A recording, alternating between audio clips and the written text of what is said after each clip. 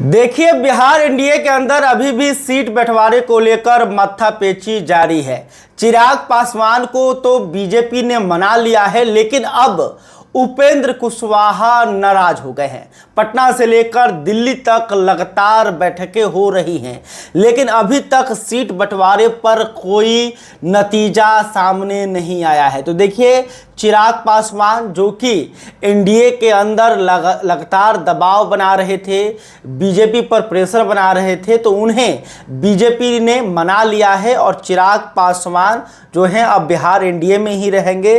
चिराग पासवान को करीब 22 सीटें दी जा रही है, लेकिन जैसे ही चिराग पासवान माने तो दूसरी तरफ उपेंद्र कुशवाहा वो रूठ गए हैं। और उपेंद्र कुशवाहा का कुछ देर पहले सोशल मीडिया पर पोस्ट आया। उन्होंने कहा कि पता नहीं मीडिया में खबरें कैसी चल रही हैं, लेकिन अभी भी सीट बंटवारे पर वार्ता जारी है, यानी कि सीट बंटवारे पर बातचीत हो रहा है, अभी कुछ भी क्लियर नहीं हुआ है। साथ ही उन्होंने कहा कि उनके खिलाफ शायद कोई साजिश कर रहा है, तो इस साजिश में वो फंसने वाले नहीं हैं। साथ ही उपेंद्र कुशवाहा कुछ देर पहले जो है दिल्ली के लिए रवाना हो गए हैं और दिल्ली में बीजेपी के केंद्रीय नेतृत्व के साथ उनकी बातचीत होने वाली है।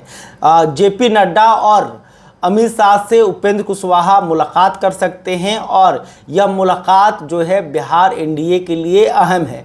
ये सिर्फ उपेंद्र कुशवाहा की बात नहीं है, आज का ये जो रात है वो उम्मीदवारों के लिए और पार्टियों के लिए भी बड़ी रात और भारी रात होने जा रही है, क्योंकि आज रात को सब कुछ क्लियर हो जाएगा कि आखिर बिहार एनडीए में कौन पार्टी कितनी सीटों पर चुनाव लड़ेगी और बिहार एनडीए में कौन नाराज होगा, कौन नाखुश होगा और कौन गठबंधन का साथ छोड़ेगा या फिर नहीं छोड़ेगा।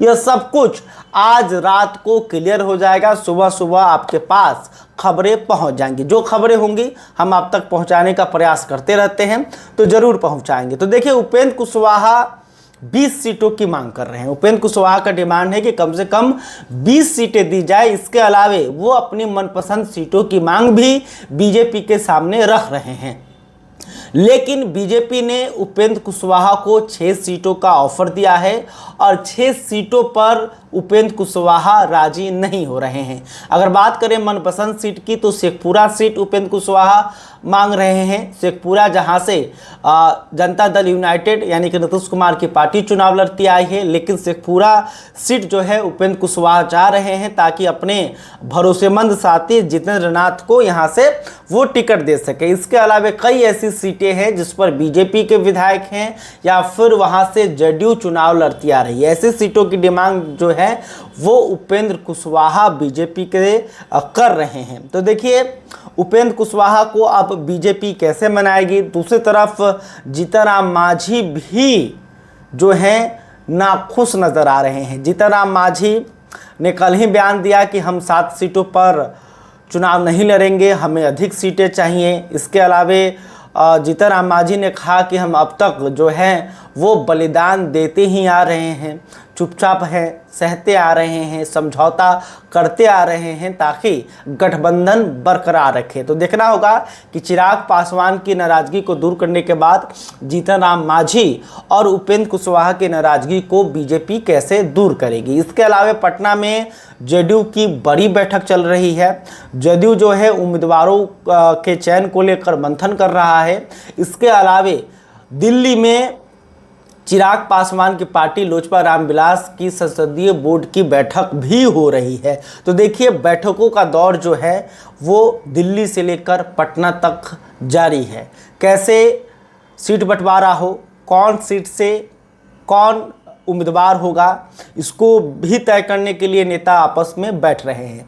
और देखिए, समय अब ज़्यादा बचा नहीं है। 10 तारीख से नामांकन की प्रक्रिया जो है शुरू हो गई है।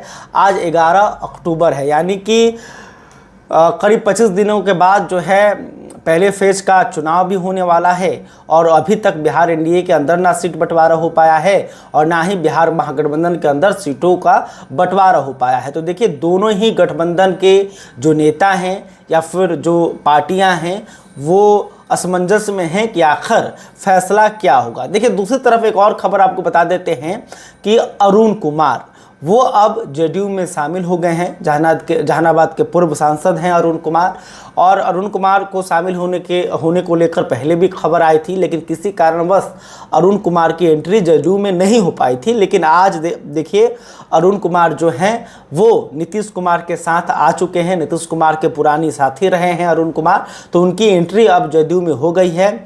आज जो है उनके बेटे ऋतुराज भी जनता दल यूनाइटेड में शामिल हुए हैं, और बताया जा रहा है कि ऋतुराज जो है घोषित सीट से जेडीयू के टिकट पर चुनाव लड़ सकते हैं। इसके अलावा इस कार्यक्रम के मौके पर प्रदेश अध्यक्ष उमेश कुशवाहा थे, केंद्रीय मंत्री ललन सिंह थे, इसके अलावा राज्यसभा सांसद संजय झा भी मौजूद रहे। तो देखिए अरुण कुमार जो कि भूमिहारों के एक बड़े नेता हैं, उनकी एंट्री नीतीश कुमार की पार्टी में हो चुकी है, और उनके बेटे जो हैं ऋतुराज वो घोषित सीट से विधानसभा का चुनाव लड़ सकते हैं। तो देखिए इसके अलावा एक और खबर है, मिश्री लाल यादव जो हैं उन्होंने बीजेपी से इस्तीफा दे दिया है।